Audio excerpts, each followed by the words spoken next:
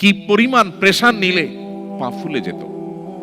নবী করিম সাল্লাল্লাহু আলাইহি সাল্লাম নামাজে সে তৃপ্তি পেয়েছেন। আর দুর্ভাগ্য আমাদের কাছে নামাজটা জাস্ট বোঝা।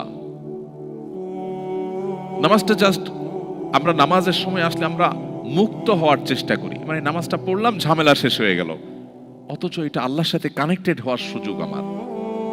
আমার দিন রাত 24 ঘন্টার সবচেয়ে আবেগ ঘন সময়, আমার আল্লাহর সাথে কথোপকথনের সুযোগ। সহিহ মুসলিম বর্ণনা, নবী সাল্লাল্লাহু আলাইহি ওয়াসাল্লাম নামাজকে বলেছেন মুনাজাত মা আল্লাহ, আল্লাহর সাথে কথোপকথনের স্কোপ। অথচ এটা আজকে আমাদের কাছে বোঝা হয়ে গেছে।